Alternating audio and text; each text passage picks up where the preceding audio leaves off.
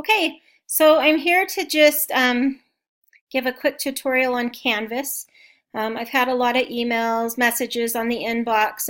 I know I'm new to Canvas too. I've been using it maybe 2 days longer than you all have, and I like it. I'm getting used to it and I like it. So I just want to show you a few things. Maybe you've already figured all these things out, but just in case, let me just go through some things. So first of all, the announcements.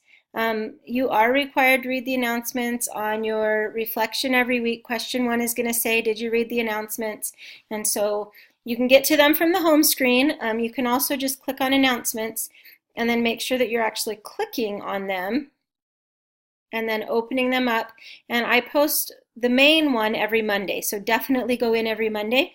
But usually I also post one on Wednesday. You're only required to read the Monday one, and so I try to put the best stuff on there. But this time there's some really important things. There's how to get the Microsoft Office suite for free. All of your portfolio projects have to be turned in Excel format to be graded, and a lot of times you can just save as Excel, but you can also get that for free. And then just some tips, things that have confused people before, and I just want to make sure. And then notes about a calculator.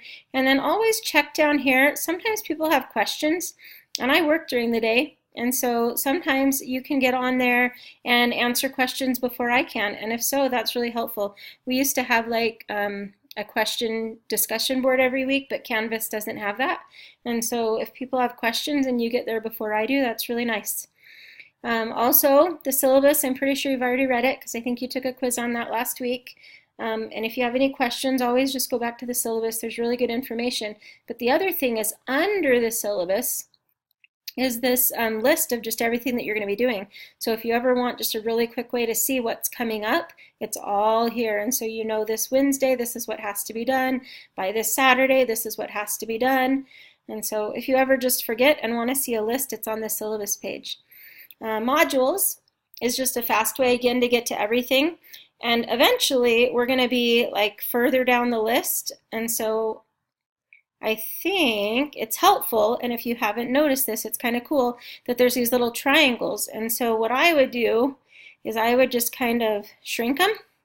So now that we're done with week 1, just shrink it, because that way week 2's on top.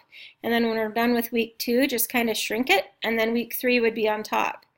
I just think that's going to be the easiest way that you won't have to keep scrolling week after week, and it'll save it that way. So once you shrink it, it'll save it. But if not, it just doesn't take very long. So I would leave it like that, but week 2 is what we're on right now. And then the other big one is the grades, and this is just a test student account. This is where I can go in and kind of fiddle. So if I want to go take a test just to see, if there's any mistakes in it, this is just my account. So these are not real grades. This is just me, which is why most of it's missing.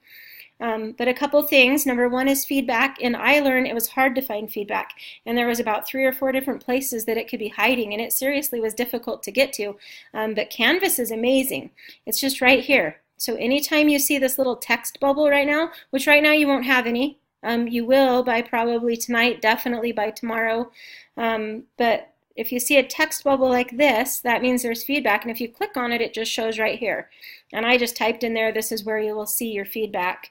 But normally there would be something there, and sometimes it's really important. Sometimes you made a mistake, and it's me saying, go in and fix this and then resubmit so that you can get a higher grade. So you really want to make sure that you're reading whatever feedback I write. And so look for the text bubble. And then the other one that's already come up as a question is this little rocket ship. So if you see the rocket ship, if you kind of hover, it says instructor is working on grades, and that's true. I have not graded the reflection yet. They were due Saturday at midnight, and I was in bed, and then I didn't grade yesterday on Sunday, and I'm just right this second getting home from the high school, and so I will start grading as soon as I get dinner cooked for my kids. And so that reflection is not graded yet, but I'll get to it. It'll definitely be done by tomorrow. A bunch will be done today, and then that rocket ship will turn into a grade. But right now the rocket ship just means that I need to go grade those goals that you set, and so I'll get it done, I promise, and then the rocket ship will turn into a grade.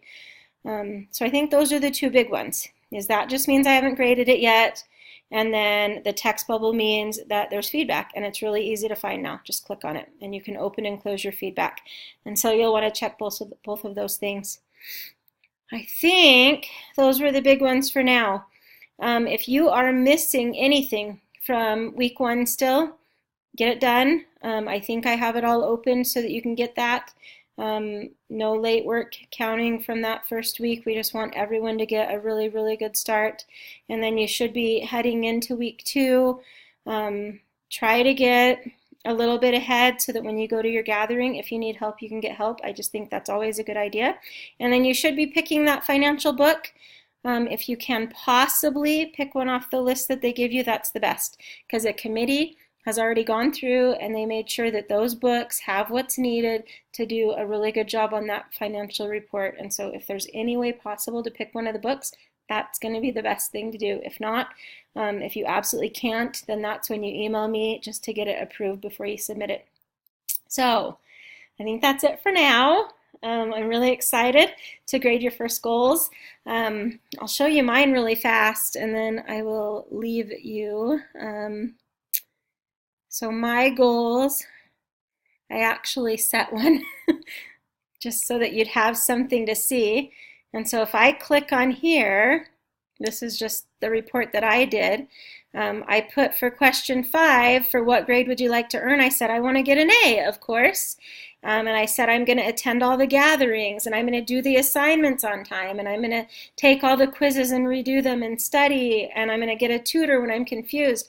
So all of those things are things that I'm going to do all semester long. And what that means is those cannot be weekly goals, because those are all semester goals. So then down here, for the weekly goal, you pick something that's for just this week.